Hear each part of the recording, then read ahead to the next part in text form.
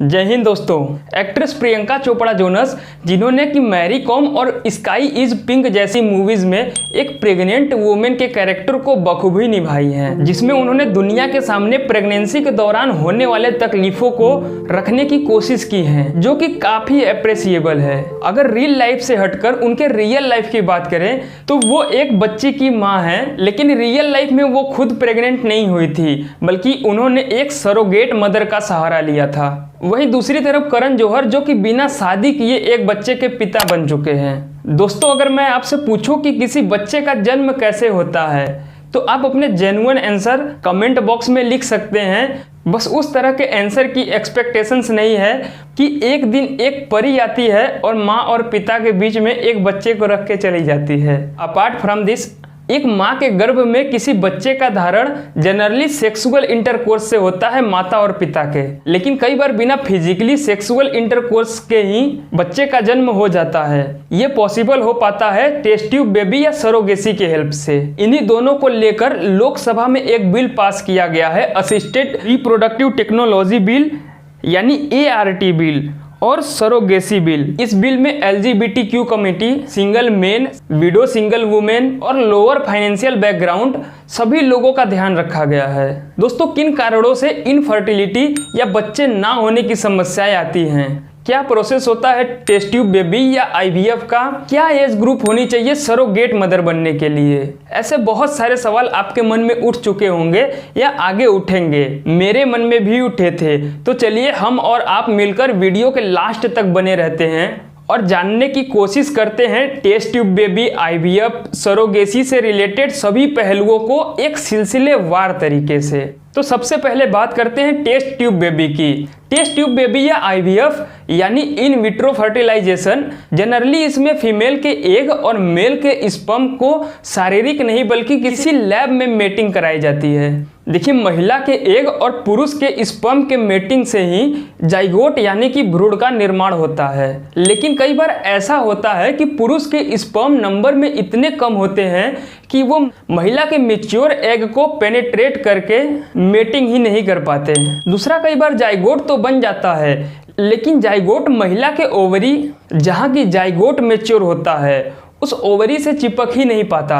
तीसरा, कुछ केसेस में जिस ट्यूब से होकर जाइगोट ओवरी से चिपकता है, वो ट्यूब ही अपने पाथ से डिस्प्लेस हो जाता है या ट्यूब में ब्लॉकेज की प्रॉब्लम आ जाती है, जिसे फैलोपियन ट्यूब ब्लॉकेज के नाम से जाना जाता है। ऐसे में फीमेल ओवरी से एक सक्शन पाइप के थ्रू मैच्योर एग निकाल लिया जाता है और मेल से सीमन या स्पर्म कलेक्ट करके इन दोनों की मेटिंग लेबोरेटरी में कराई जाती है, जिससे स्पर्म एग को पेनिट्रेट करके इंटर कर सके और जब नियर अबाउट 3 to 4 डेज में ये मिक्सचर एम्ब्रियो बन जाता है तो वापस से इसे महिला के यूटेरस में रख दिया जाता है। अब जो माता पहले बताए किसी भी रीजन से गर्भ धारण नहीं कर पा रही थी, टेस्ट ट्यूब बेबी या IVF की हेल्प से अब उन घरों में भी किलकारियां गूंज उठी हैं। टेस्ट ट्यूब बेबी की हेल्प से जो पहला बेबी हुआ था वो 3 अक्टूबर 1978 में हुआ था, जिनका नाम कानुप्रिया है। और एक फैक्ट की बात करें तो लगभग 60 मिलियन की आबादी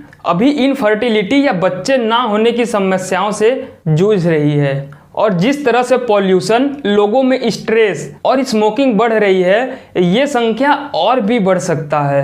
अगर वीडियो का ये सेगमेंट पसंद आया हो तो एक लाइक तो बनता है ना। चलिए अब जानने की कोशिश करते हैं सरोगेसी के बारे में। सरोगेसी का सीधा सा मतलब होता है यूटेरस ऑन रेंट, यानी कि किराए की कोख। देखिए, कई बार वुमेन की हेल्थ इतनी अच्छी नहीं होती कि वो प्रेगनेंसी कैरी कर सके।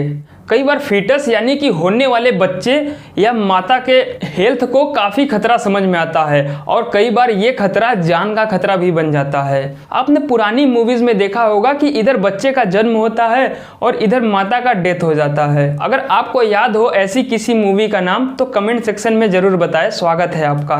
और कुछ वुमेन को टोकोफोबिया नामक बीमारी होती है। दोस्तों, टोकोफोबिया का मतलब होता है फियर ऑफ चाइल्ड बर्थ। तो ऐसे ही खतरों से बचने के लिए माता और पिता अपने एग और स्पर्म किसी दूसरे महिला को दे देते हैं और 9 मंथ बाद जब बच्चा होता है तो उसे ले लेते हैं। वो दूसरी महिला जिन्होंने अपनी कोख में केवल 9 महीने के लिए बच्चे को रखा, उसे सरोगेट मदर के नाम से जाना जाता है और इस पूरे प्रोसेस को सरोगेसी के नाम से जाना जाता है।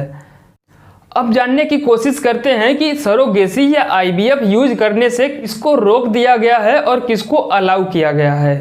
तो इसके लिए हेट्रोसेक्सुअल कपल यानी एक मेल और एक फीमेल होना जरूरी है, जिनकी उम्र एक न्यूनतम शादी की उम्र के सीमा को पार कर चुकी हो और कम से कम 5 साल शादी के हो गए हो और फिर भी उनके बच्चे नहीं हो रहे हों। अब अगर कोई मैरिड कपल पेरेंट नहीं बन पा रहा और उसका रीजन पिता के स्पर्म का नंबर में कम होना पाया जाता है, ऐसे में किसी दूसरे पुरुष का स्पर्म लेकर माता के एग से लेबोरेटरी में मेटिंग कराई जाती है और उसे वापस माता के यूटेरस में इंसर्ट करा दिया जाता है। ऐसे में वो दूसरा पुरुष जिन्होंने स्पर्म डोनेट किया उसे स्पर्म डोनर के नाम से जाना जाता है।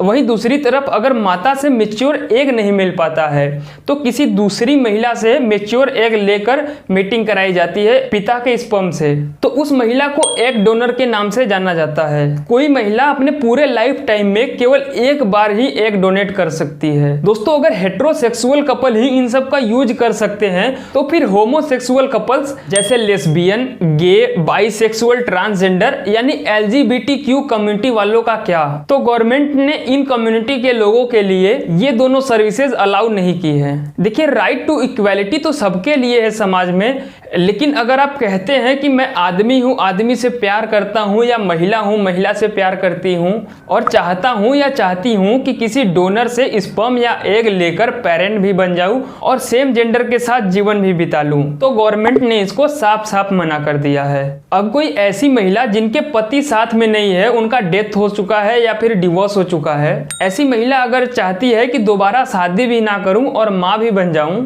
तो किसी स्पर्म डोनर की हेल्प से वो माँ बन सकती हैं। लेकिन वहीं दूसरी तरफ किसी पुरुष की वाइफ अगर किसी भी रीजन से उसके साथ में नहीं है अब, और वो चाहता है कि दोबारा शादी भी ना करना पड़े और किसी डोनर से एग लेकर और सरोगेट मदर की हेल्प से दोबारा पिता बन जाऊं, तो गवर्नमेंट ने इसको अलाउ नहीं किया है, क्योंकि ये एडॉप्शन रूल 2017 का वायलेशन है। अकॉर्डिंग टू एडॉप्शन रूल 2017 कोई भी सिंगल फादर किसी गर्ल चाइल्ड को एडॉप्ट नहीं कर सकता। अब जब सरोगेट मदर की हेल्प से जो फीटस या बच्चा होगा, किसको पता है कि वो बेबी बॉय या बेबी गर्ल होगी। वहीं अनमैरिड कपल जो कि लिव इन रिलेशनशिप में रहते हैं, उनको अलाउ नहीं किया गया है। कोई महिला जो एग डोनेट करने जा रही है, उसका कम से कम 3 साल का एक संतान होना चाहिए, क्योंकि एग निकालना एक ऑपरेशनल मेथोडोलॉजी है। इसी वजह से डोनर के हेल्थ इंश्योरेंस का भी ध्यान रखा गया है। इस बिल में एक चीज जो थोड़ी बेतुकी लगी कि डोनर का इंफॉर्मेशन तो फॉर्मली कॉन्फिडेंशियल रहेगा, लेकिन गवर्नमेंट के इंफॉर्मेशन बैंक में डोनर की पूरी जानकारी रहेगी, जो कि कहीं ना कहीं वायलेशन ऑफ आर्टिकल 14 है, यानी कि राइट टू प्राइवेसी का उल्लंघन है। अभी इन सब प्रक्रियाओं के लिए एक्सपर्ट डॉक्टर्स और गवर्नमेंटेड रजिस्टर्ड हॉस्पिटल्स की जरूरत है, जिससे कि ये सारी सुविधाएं लोअर फाइनेंशियल बैकग्राउंड के लोगों तक भी पहुंच सके। और आपको ये वीडियो ज्यादा से ज्यादा शेयर करने की जरूरत है, ताकि ये जानकारियां और जनता तक भी पहुंच सके। अगर वीडियो लाइक कर देंगे तो ज़्यादा से ज़्यादा लोगों तक ये रिकमेंड होगा। बाकी अगर चैनल पे नए हैं तो डेफिनेटली अब तक आपने सब्सक्राइब तो कर ही लिया होगा। अब अलविदा लेते हैं इस उम्मीद से कि जल्द ही मुलाकात होगी किसी अन्य इन्फॉर्मेटिव और रोचक वीडियो में। तब तक आप अपना ख्याल रखें, अपनों का ख्याल रखें, स्वस्थ रहें, मस्त रहें। बहुत बहुत धन्यवाद।